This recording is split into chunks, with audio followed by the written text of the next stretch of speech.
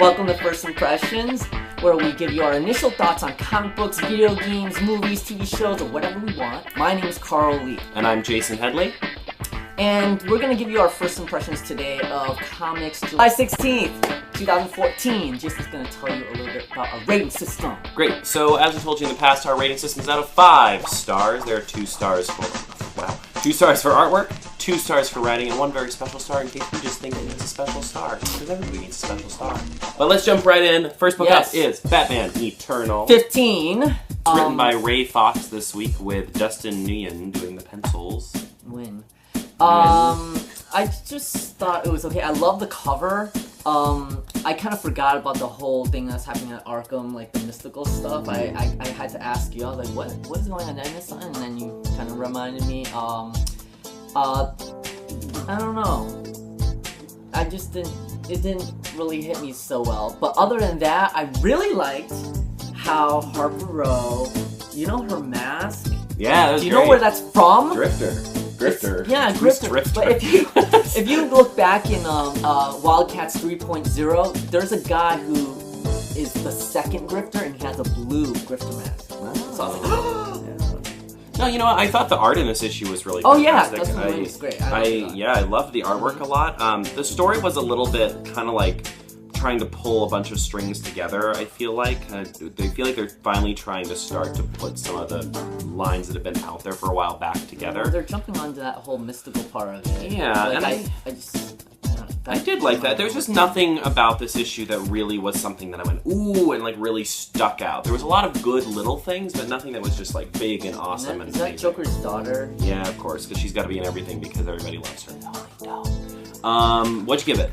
3. I give it a 3 as well. Oh, and we kind of skipped this Aphrodite Cyberforce #1. It's this new crossover that's going to lead up into another series, I believe, #1 in November.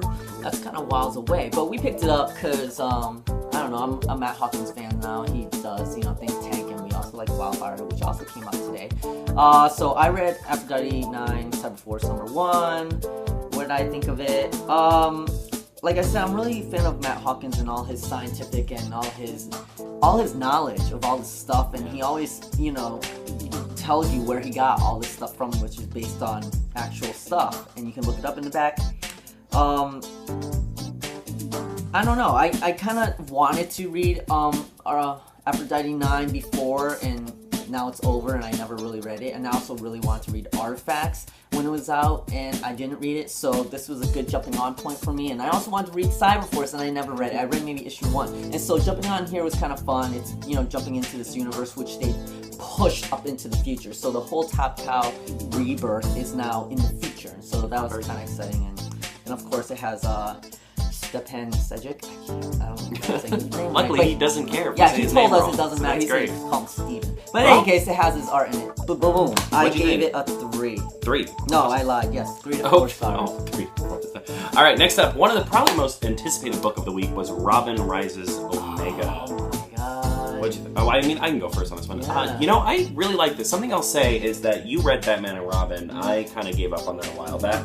So they really did a great job of filling me in on what's happened. Really, and not even that, they filled me in on everything that happened in the Robin story. So if you've never taken any interest in what's going on with the Damian storyline, first of all, shame on you, because he's one of the best characters in the DC universe.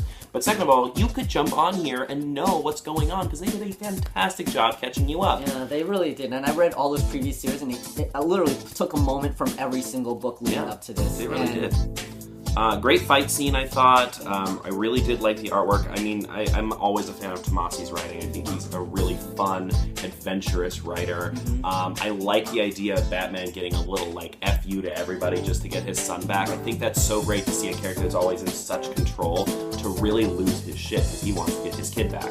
And that was presented very well. What do you think?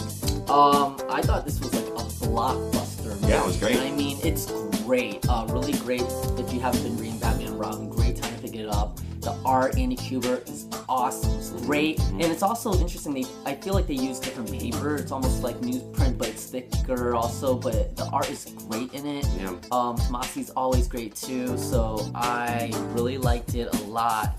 And I mean, Aquaman, he has probably the worst line of the entire book when he does this, but he does bring whales out of the ice to kill people. That's so cool. Do that more often, but don't say, you did not come in peace, but you'll leave in pieces, because that, like, painfully hurt me with how stupid that was. But yeah. I gave it 4. I gave it a 4 as well. I can't wait to read the next issue. I almost gave it a 5. I almost gave it a 5 too, but Aquaman said that Calm really down. stupid thing. And I was like, ugh. Dark Engine number 1. This is an impulse buy. I looked through it like, oh, it looks cool. It looks really great, gritty, and it was really kind of cool and gritty. The art is really cool, and I love how this woman pops out of animals' bodies and they explode. I mean, my only thing about this is that sometimes I got really lost in the art and I didn't know what the heck was actually happening, and then I kind of just had to fill in the gaps in my head of what might have happened based on what happens next. So that was my only complaint. The story is very, very intriguing, I thought. So here's I actually felt kind of differently about this book.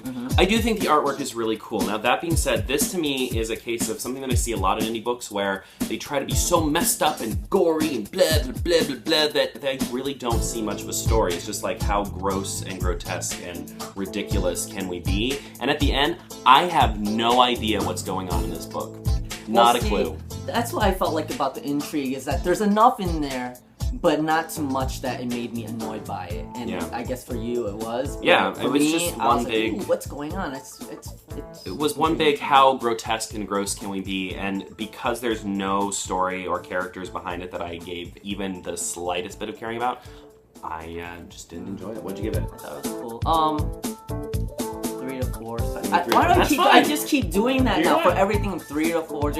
I mean, I'll give it a 3. You give it a 3? I gave it a 1. I really finished this book. It was just like, wow, God, damn. What a waste of my time. Wow. But seriously, that's pretty horrible. Wow. You know, if you're gonna write a story, write a story. Okay, Devilers number 1. With let me not mess up his name. Fialkov? I don't know. Joshua Fialkov. Yeah, and Matt Triano. Yeah, this was an impulse buy. Jaysen wasn't so interested in it. I did not actually read this. No. So I did read it, and I really got a sense of why DC picked him to write iVampire, because he's really good with the Star stuff, and he also did The Life After, which I was kind of about, but he's doing all this, dark after life, after death and demons and stuff. So he's really good at this stuff, I think. What do I think about this? They introduce a lot of characters. It's actually a nice little setup, but this is the problem. I felt like I wanted a little bit more at the end, and if there were a little bit more, I would have given it a 4. So I gave it a 3. Okay, all right. There we go. Great. Harbinger 25 anniversary issue. I'm a fan of Harbinger, but I have not been caught up. I'm on issue 17. That's really far behind. So I just bought it, didn't read it. I'm on issue 9. I've not read any of this. That's a blind purchase. Ooh, this is kind of exciting for us, I think. Right, yeah. Infinite Crisis number 1, Fight for the Multiverse. This was surprisingly not awful.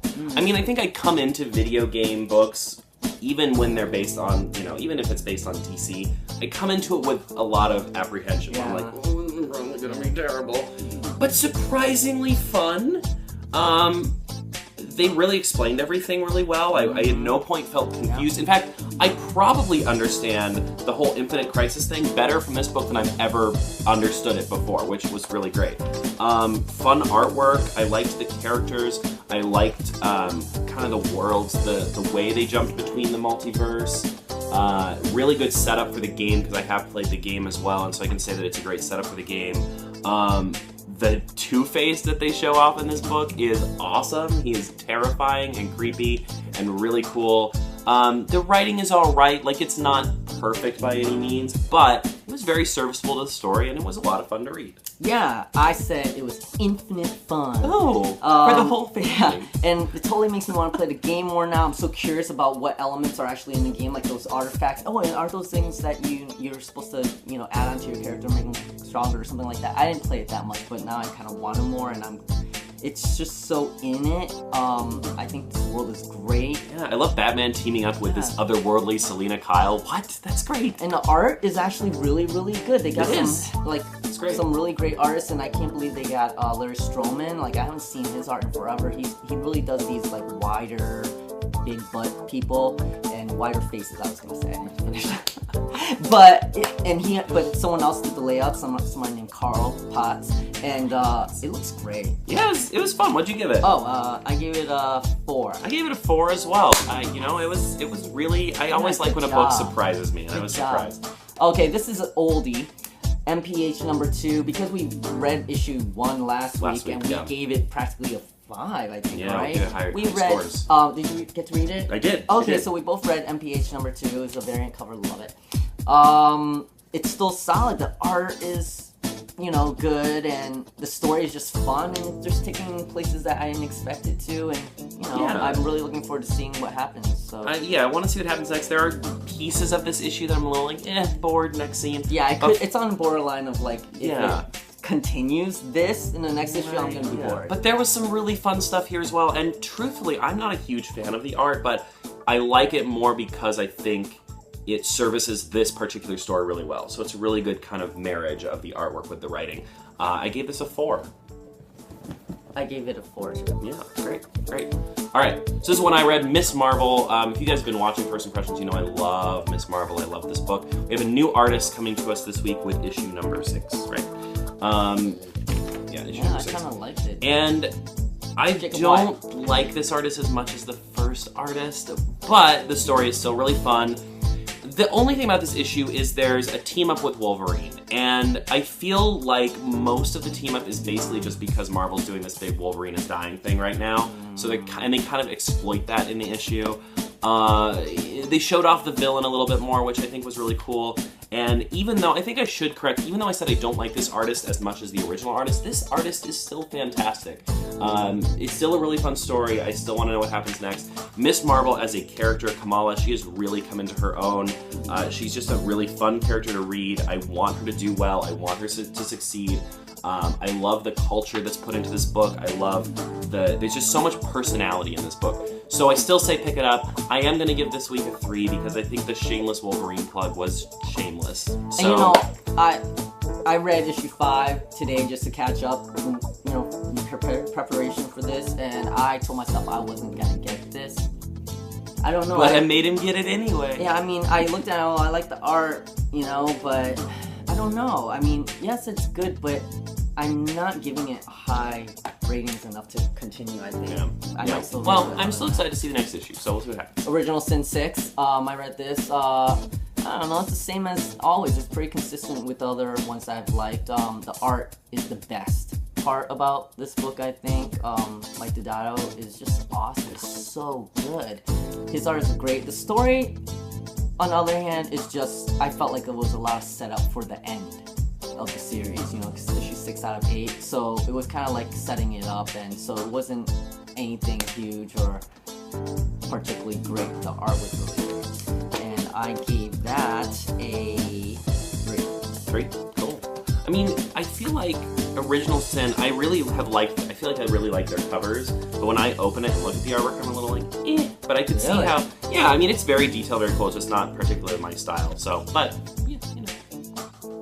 Oh my gosh, Rat Queens. So, when Rat Queens 6 came out, you might recall that we had Amy Chang here, and Carl told both of us that we needed to read and get caught up, and I had been really resistant. I don't know why. I was just like, when someone tells me I need to get caught up, it's like, you have to read it. There's something in my brain that says, I'm not going to read that. I'm not going to read that thing that they want me to read it. But I did get caught up. And holy crap, if you are not reading Rat Queens, just stop reading comics, because you just don't know what's good. You just have bad taste, and I'm really sorry about that for you. Because Rat Queens is fan-freaking-tastic. It is so good. It's just a page turn, because you want to know what happens next. It's funny, the fight scenes are awesome, the story is fantastic, the world is fully realized, and this issue was no different. They're starting to really bring out a new villain, which is cool. They're bringing in new characters. We're getting to know more about the world and the way the magic works, and they do it so subtly you don't even realize it. And the characters are still awesome. And they bring in a penis. They bring in a penis, which I did a double take. I was like, what is this? There's actually a penis on this page. And it's drawn so well. It is a very realistic penis. Anyway.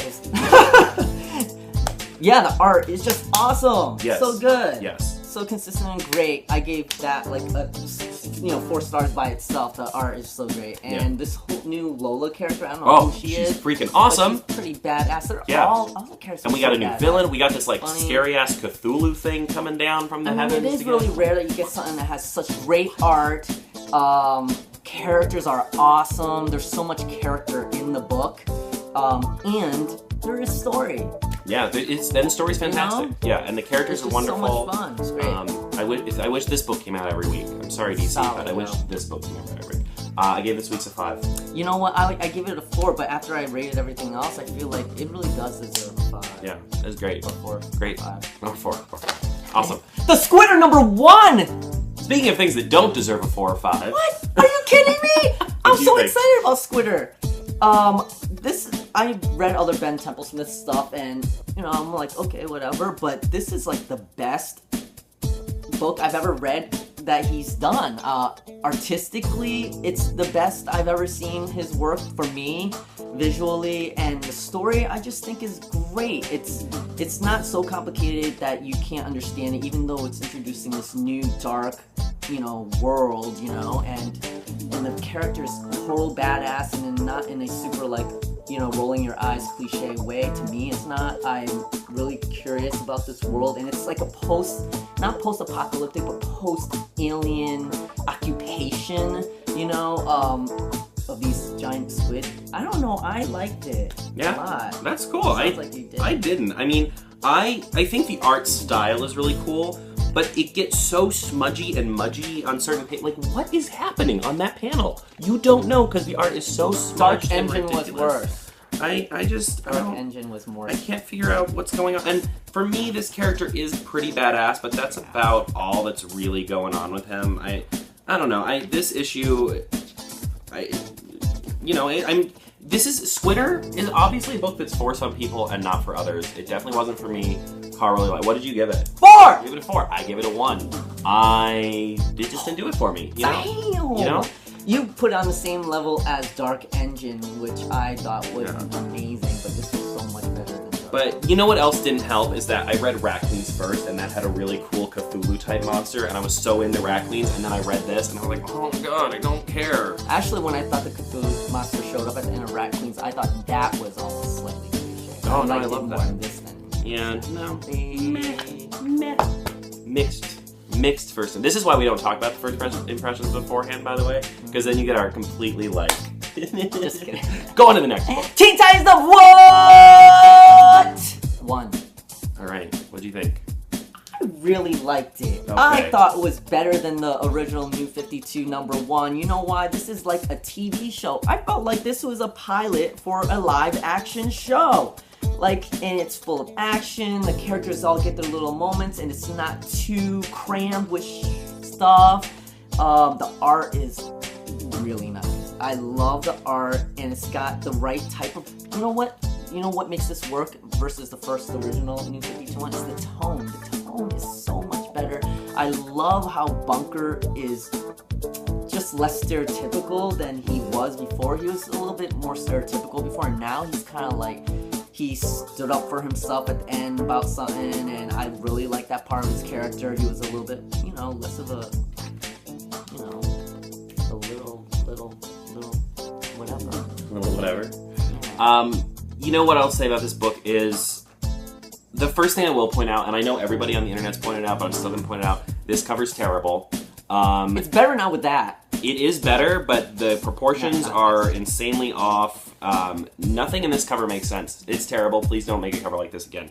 That being said, the artwork in this issue was probably my favorite thing in the book. The artwork was really great. I found myself really enjoying the way the characters were drawn, everything like that.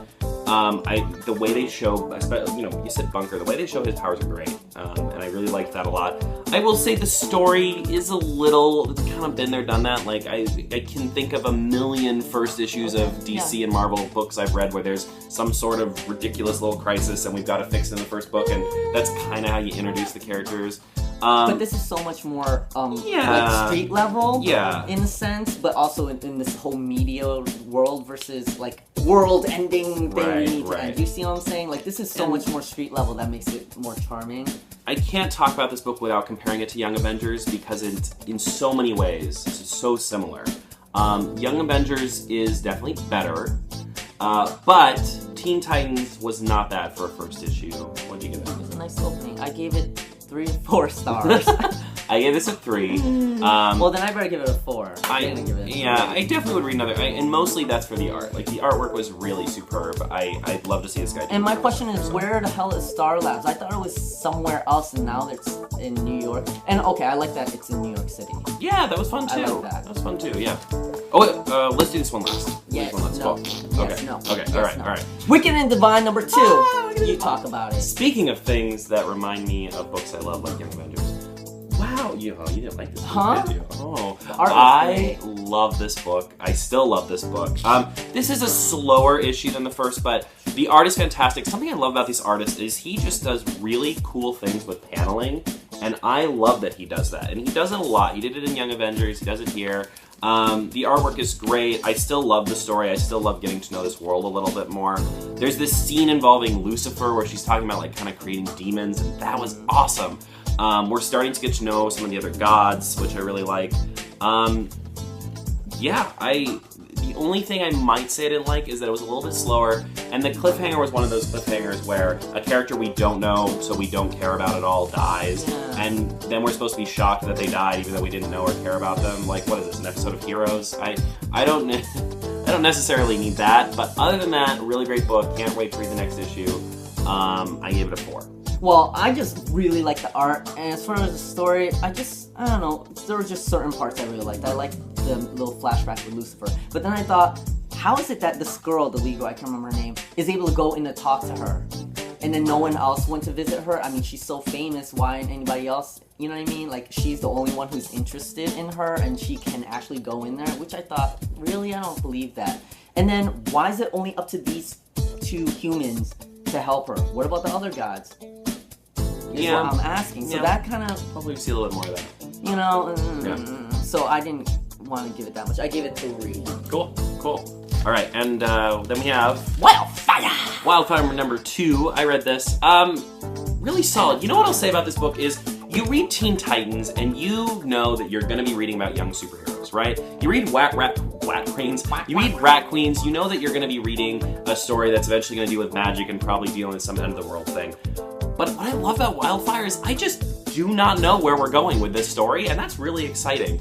We're dealing with GMO plants, we're dealing with these dandelions that get loose and are now changing the way the weeds in the environment are and how that affects the world. And something so innocuous and pointless like weeds, like you wouldn't think it'd be a big deal, but just the way that they show how their evolution affects the world, and then this, art said Wildfire starts in this issue, and gosh, it's just such a cool book. I like the characters, I like the concept, I like all the science behind it. It's very meticulously thought out, and that makes it fun to read because everything has an answer, everything makes sense, and I really liked it. I gave it a 4. I'm excited to see where this book goes. Yeah, I haven't read it yet, but I just wanted to re-mention that Matt Hawkins, who did Think Tank and the Aphrodite 9 and Cyberforce thing, and look, Linda Sedgwick. Oh. Are they related? Oh, can we also not say her name? Look at the art. Oh, look, they both can draw, and look at that. That's amazing. Power couple. I mean, wait, what if they aren't? What if they are related? Then you two should meet. Because you have the same last name and you're both excellent. I'm sure they... So if you're not related, you should hang out at a con. Well, I look forward to reading this. Right, yeah, it was great. So finally, I'm going to pull up... This came out yesterday, actually. It had a lot of hype going into it because of the name behind it. Brian Lee O'Malley, the creator of Scott Pilgrim, comes out with his new book, Seconds. So here's what I'm going to say. I actually read the entire freaking thing today. I basically read half of it, then read all of our comics for today, and then finished the second half of it. It reads really fast. Every once in a while, a book comes out that both inspires me and changes the way I think about comics. In this line, I can mention things like Pluto. I can mention things like I Killed Giants. I would say Why the Last Man. Books like that when you read them, you just go, wow, I just didn't think comics were capable of something like this, and here it is doing it so seamlessly and so easily. Wondrous. And Scott Pilgrim's up there too for me. Wondrous. But man alive, Seconds is one of the best things I've read. Not just books, not just comic books. It's one of the best things I have ever read. Oh, I love this panel. It is beautifully told. It is kind of a cross between what's that movie that we saw with where they go back in time, live, die, repeat? Why can I not ever think of the name of this movie? Edge of Tomorrow. Oh, Edge of Tomorrow. There it is. Wow, that was a brain fart. It's kind of a mix of like Edge of Tomorrow / like a haunted house type of movie, and it has like a ghost thing to it. And it's all really just about us accepting our lives for what they are and learning to make the best with what we've got rather than wanting to change everything, and knowing that we can't just have perfect no matter how hard we try, but that what we have already is already pretty perfect. And I don't know if Carl saw this, but at the end of the book I actually teared up a little bit. Beautiful. Out of 5 stars, I would give this a 10. It is fan-freaking-tastic. You owe it to yourself to read it. It's beautifully told, well written. Brian Lee O'Malley, you're just wonderful. You can just write. If you came out with a book every week and you charged me $25, I would read it, but you don't because you put so much love and care into your characters. So it was worth $25? It was worth it. I will definitely be reading it again. Amazing. Amazing. Freaking amazing. Cool. Well, that's our poll for the week. Yeah. Do we want to try a book of the week? Oh my gosh, I mean, it's easy for me. What's your book of the week? I don't know, though. That's hard for me. What did I give that was... It's gotta be Robin Rises Omega, I guess. Robin Rises? Yeah, that's pretty good. I guess. You know, it's like a cross between a couple of them, because like Rat Queens, Robin Rises Omega, Squidder, Infinite Crisis...